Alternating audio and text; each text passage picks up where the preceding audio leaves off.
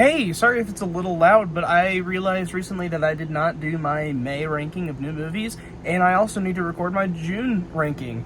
So I figured it would be a good idea just to do a video in one, doing both May and June together.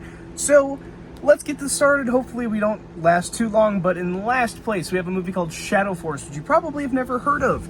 I only saw this because I was working one day while it was playing at my theater. And you probably have never heard of it because it had a trailer that dropped like 2 weeks before the movie even came out, and no one saw the movie. So yeah, and it was terrible. Just a really generic action thriller that does nothing for the genre. Pretty generic, simple story. Nothing too special in terms of choreography either. The acting is pretty atrocious.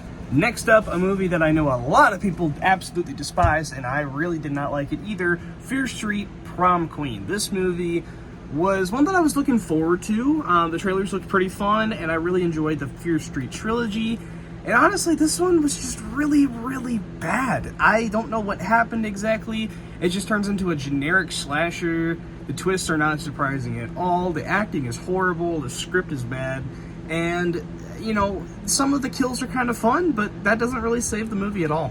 Next up, we have Fountain of Youth, a movie that debuted on Apple TV Plus, and it stars John Krasinski, and also is directed by Guy Ritchie, which should have been a recipe for a good movie, but honestly, it was just really forgettable and not a great movie, honestly. It was just super generic and kind of was just a shit stain on the genre. Next up, we have Karate Kid Legends. This one is,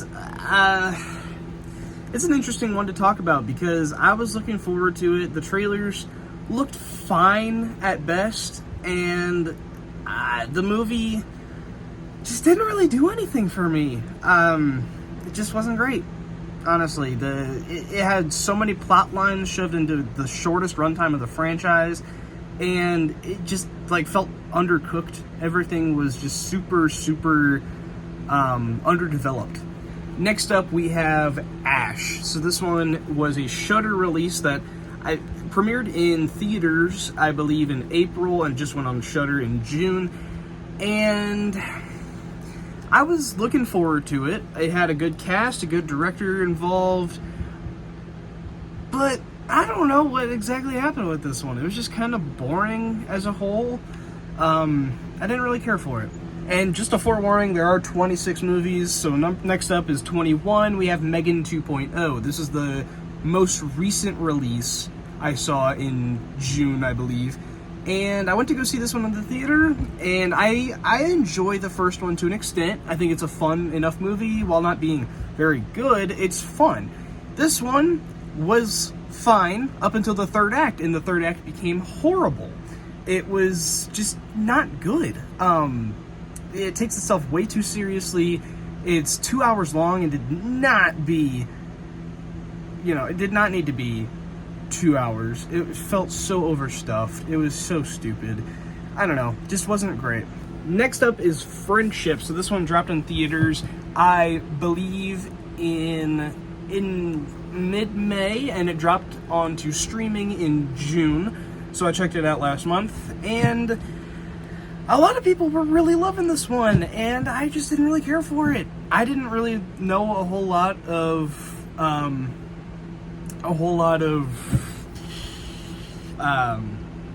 Tim Robinson's comedy work before this, and I'm not familiar with the guy. This just wasn't for me, honestly. So it's one of those things where if you like his kind of humor, you're gonna like the movie. If you don't, you won't. Next up is Elio. This one is a movie that I saw in the theater. I liked it. Didn't think one thing about it after I watched the movie. It's fine. It's just a forgettable Pixar movie, mid-tier at best. Next up is another Apple TV Plus movie called Echo Valley. This one was really just saved by its performances. It was a fine movie as a whole. I don't really remember a whole lot about it, if I'm being honest. It was fine. Next up is Screamboat. This one is one of those goofy, childhood characters turned horror villain. This one being, Steamboat Willie, and it was okay. I had a decent time with it.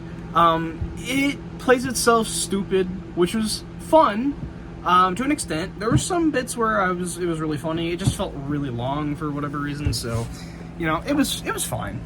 Next up is a movie that I know a lot of people really hated called Hurry Up Tomorrow. This is a movie directed by the guy who made It Comes at Night and Waves, and starring The Weeknd, and this is supposed to be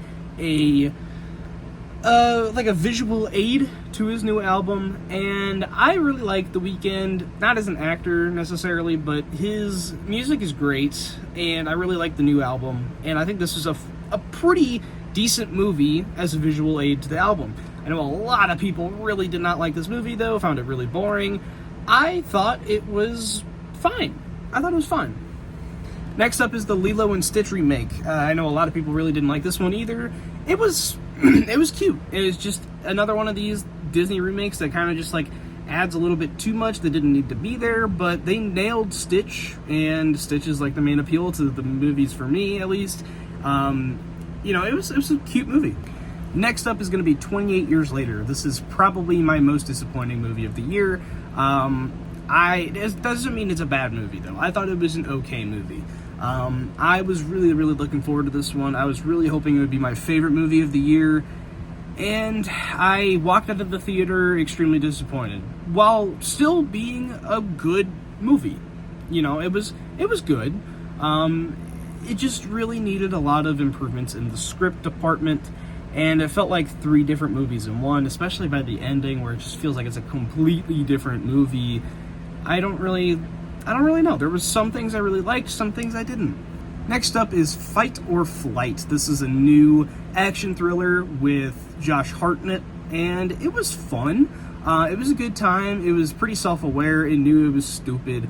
Kind of gets a little self-indulgent toward the middle section of the movie. They kind of add in a lot of pretty complex ideas into there, and it's a little weird, but there's a lot of really fun action sequences, and it's basically just bullet train on a plane. Next up was another kind of disappointing movie called Clown in a Cornfield. So this was one that I read the book for, and I really liked the book. The movie itself was fine. I had nothing on the book. There were some changes up from the book to the movie, and honestly, didn't really do a whole lot for the movie, honestly. It was fine at best. Next up, a pretty big jump from Clown in a Cornfield. Up here, we have the How to Train Your Dragon remake. So this is one that I went in thinking it would just be okay, a serviceable remake, and I walked out pleasantly surprised. I really enjoyed it.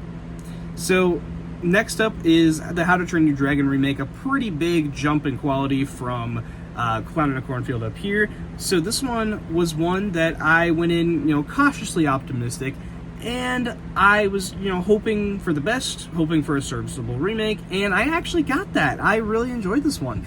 It was one that, it's a great story, and seeing it in live action actually kind of works for this one.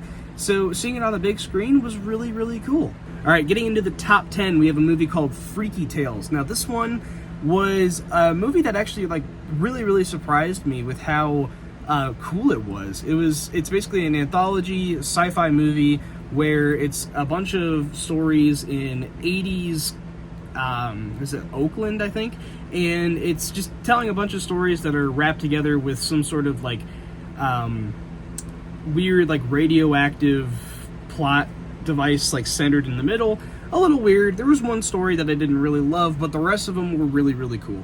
All right, number 9, we have Materialist. So this is the new movie from Celine Song, who directed Past Lives 2 years ago now. And I went to go see this in the theater, and I honestly might have enjoyed this more than Past Lives. It just felt like a fresh new romance movie. It was a fun movie to see on the big screen. It's not necessarily a comedy, but there are some funny moments, but the story at its whole is really good. Next up, we have Ballerina from the world of John Wick. Now, this one I was really looking forward to. The trailers looked pretty fun, and the only thing that kind of had me nervous was the fact that they were pulling in John Wick, and people were saying that he's like the weakest part of the movie. I don't necessarily think so. I think he added some really cool moments into there. I think, honestly, the weakest aspect was the villain. It's not great, but you know, it was a good movie as a whole. It had a really good action sequences here and there, really good performance from Ana de Armas. It takes a little while to get going, but once it does get going, it is really, really damn good. Next up, we have The Finition Scheme. This is the new Wes Anderson movie, and I really, really enjoyed this one. I'm pretty, you know, I like Wes Anderson movies. They kind of feel like if you're watching a bunch of them in the same, like, you know, back to back, it feels like you're digesting like the same meal over and over again, and it kind of gets stale. But the movie, this one in particular, was just really, really fun, really, really funny, and had some really great performances. All right, next up, number 6, we have F1. This is the new racing movie from the director of Top Gun Maverick and starring Brad Pitt.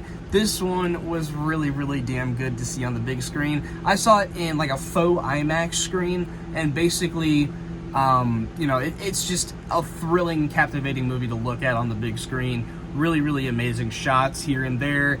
Really great stuff. All right, next up we have Predator, Killer of Killers, breaking into the top 5. Now this one, I was really looking forward to because people have been talking about, hey, why don't we make a Predator movie where he goes back in time and is fighting different civilizations. This one has a World War II pilot segment. This one also has a Viking segment and a samurai segment, and they're all really, really damn cool, and they all kind of close together. It's an anthology movie, so they all close together with like a final bit of the movie where they're all working together to fight against a big predator, and it was really, really damn good, honestly. I really enjoyed it.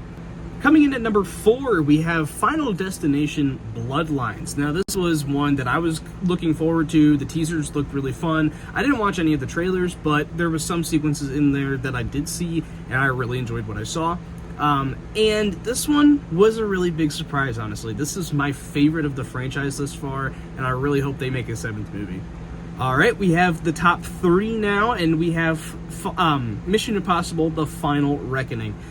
This one I also was really looking forward to, and it disappointed in some aspects, I will say.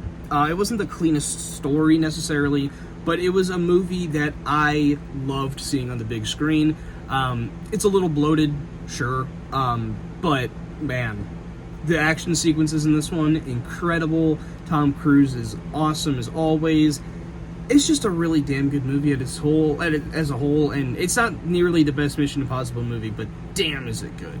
Coming in at number 2 is the new movie from the Filippo brothers called Bring Her Back. I saw this one on the big screen twice because I watched it, I think 2 weeks before it came out. It was one of the secret screenings at Cinemark, and I loved it the first time I saw it, and then the second time I watched it, I loved it even more. It was just a really, really damn creepy movie that gave me chills down my spine. It was such a cool movie to see on the big screen, and I loved it. I know a lot of people are saying the ending kind of ruined it.